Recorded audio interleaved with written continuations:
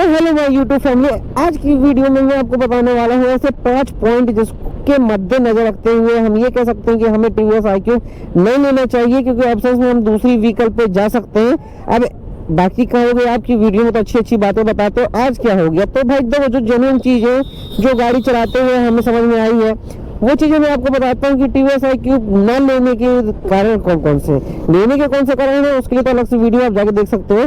फिलहाल हम बात करेंगे कि इसको आपको क्यों नहीं लेना चाहिए।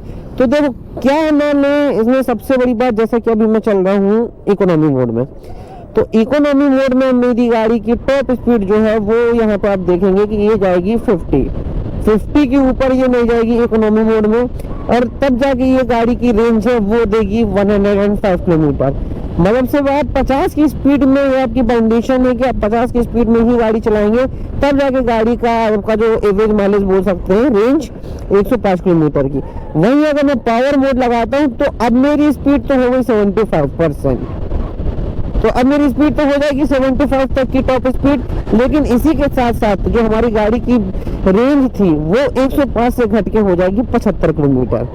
तो अब समस्या क्या है, जैसा कि सिटी राइड हम कर रहे हैं तब तो ठीक है कि भाई 50 की स्पीड पर्याप्त हो जाती है सिटी के लिए, लेकिन जैसे कि अभी मैं एक नेशनल हाईवे में चल रहा हूँ, अब यहाँ से मुझे जाना है अगर भाई 25 किलोमीटर 30 किलोमीटर दूर, तो मैं 50 की स्पीड से कब तक चलते रहूँगा? और वो भी 50 की स्पीड आपको ऐसा लगेगा कि पूरा आपने पावर दे दिया है। नॉर्मल तो ये देखो आप, ये 50 हमने ले लिया और ऐसा मैं चलते रहूँगा तो 1 घंटे में भाई मैं 50 किलोमीटर पहुँच जाऊँगा। लेकिन नॉर्मल हमारी 50 तो चलेगी नहीं, कम ज़्यादा होती रहेगी, तो मेरे को 25-30 किलोमीटर जाने में भी बहुत टाइम लगने वाला है। और अगर मैं लगाता हूँ पावर मोड तो फिर वहाँ पे मुझे रेंज से कॉम्प्रोमाइज़ करना पड़ेगा। तो ये तो हो गई बात हमारी रेंज को लेके। दूसरा, सामने जो हमारा मीटर है, तो इसके कंसोल में आपको कुछ ऐसा कुछ खास फंडामेंटल देखने को नहीं मिलेगा कि आप एंटरटेन हो पाए।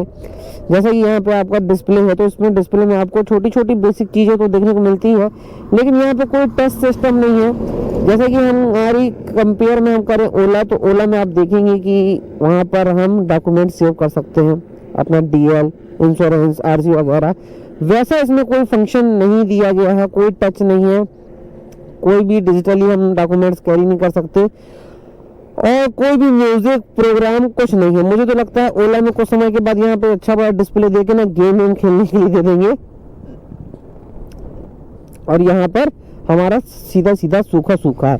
तो ये चीज़ें थोड़ी सी कभी कभी खल जाती है जब हम ओला वालों से कंपेयर करते हैं। तो ओला वाले बोलते हैं भाई हमारे पास तो म्यूजिक सिस्टम है, ट्रैफिक में हमें बोर नहीं होना पड़ता। आउटसाइड जैसा भी मान लो मेरी एक बंदी है और उसके साथ मैं यहाँ पे आया हूँ, अब यहाँ पर हम रोक लिए आउट एरिया में, मुझे कुछ गाने सुनना था ताकि रोमांटिक, तो वो मोबाइल ही लगाना पड़ेगा यहाँ से आपका काम ही चलेगा। लेकिन ओला वालों के यहाँ पे मजे हैं, ओला वालों के मजे रहते हैं। तीसरी चीज जो सबसे ज्यादा लगती है वो है इसका रेट। टीवीएस iQ आप देखेंगे कि भाई 1 लाख लगभग 1.5 लाख रुपए, 1,50,000 1,55,000 में इसका सिर्फ बेस वेरिएंट जो कि ये आता है। और वहीं एस मॉडल अगर हम लेना चाहें जिसमें कोई खास फंक्शन नहीं मिलते, फिर भी उसकी कॉस्ट 20,000 रुपये ज़्यादा है। तो भाई साहब यहाँ थोड़ी सी दिक्कत है कि आप 1.5 लाख 1.25 लाख रुपए खर्च करके आपको बस मिलती है 100 किलोमीटर की रेंज, वो भी सिर्फ इको मोड में। और नॉर्मल बच्चे अगर गाड़ी चलाना चाहे, कॉलेज स्टूडेंट थोड़ा सा तेज, तो उनको मिलेगी 75% की। ST का वेरिएंट का भी कोई आता पता है नहीं, कब लॉन्च होगी, कब मार्केट में आएगी, और जिसकी प्राइसें भी क्या रहने वाली है ना। अभी हमें मिल जाती है 1.5-2 लाख रुपए में सिंपल सी यही गाड़ी जिसमें जो ये फीचर्स है, तो इसका प्राइस तो थोड़ा सा ज़्यादा है। एक और पॉइंट है जो हमारा चौथा, वो है भाई चार्जिंग का। तो चार्जिंग में काफ़ी टाइम लगता है, थोड़ा सा स्मार्ट होना रहा, ठीक है। अब ये बेसिकली मैं टीवीएस iQ की बात नहीं कर रहा हूँ क्योंकि ओला है नहीं मेरे पास, हो सकता है सारी इलेक्ट्रिक में टाइम लगता है, लेकिन 4 से 5 घंटे फुली चार्ज होने में काफ़ी समय लग जाता है, ये चीज़ें हैं। और 5वां जो डिसएडवांटेज है वो है अभी की डेट में एक सबसे बड़ा इशू कि चार्जिंग स्टेशन ओवरऑल हमारे स्टेट में, हमारे डिस्ट्रिक्ट में नहीं है, तो आपको उसको घर की बिजली से ही चार्ज करना पड़ेगा। और कॉस्ट की अगर हम बात करें तो 3 से 4 यूनिट जो कॉस्ट लगती है टीवीएस iQ को चार्ज होने में, तो भाई साहब ऐसा अगर आप पर डे चार्ज कर रहे हो तो आपका जो मंथली यूनिट है वो 100 यूनिट से ज़्यादा हो रहा होगा।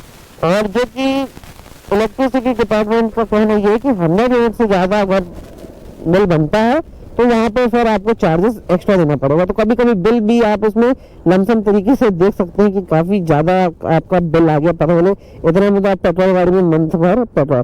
तो बात एक ही है। और ये तो मैं थोड़ा सा टॉपिक से हट गया क्योंकि हमें iQube की बात करना था। तो iQube का जो सबसे बड़ा इशू है मुझे लगता है वो है ब्रेकिंग को लेके, क्योंकि जिसकी ब्रेकिंग देखो मैं यहाँ पे चला रहा हूँ, आप देखेंगे ये है, मैं एक्सीटर छोड़ा, ये मैंने पिछला ब्रेक पूरा प्रेस कर दिया। अब बताओ आप, गाड़ी इतना दूर आके रुकी। तो ये थोड़ी सी दिक्कत है कि ब्रेकिंग इतनी फास्ट नहीं है, ठीक है। और उसी के साथ साथ अगर मैं अगला ब्रेक लगाता हूँ जो कि फ्रंट ब्रेक है, तो ये गाड़ी आप देखेंगे कि कुछ प्रकार से ऐसा झटका लेके रुकेगी ये, ठीक है। तो बाकी तो सही है, रेयर ब्रेक थोड़ा सा उसका डाउन चलता है। और बाकी यहाँ पे जैसे आप देखेंगे कि चार्जिंग का ये सॉकेट दे दिया है। आदमी मतलब कोई बच्चे अच्छे आ जाए यहाँ पर, उंगली कर दे इसके अंदर, कोई लकड़ी वकड़ी डाल दे, कुछ भी कर दे तो ये खराब हो गया, ये हो गया। बूट में यहाँ पे लाइट देनी थी जो कि वो भी नहीं दिया गया है। तो ऐसे छोटे मोटे पॉइंट है।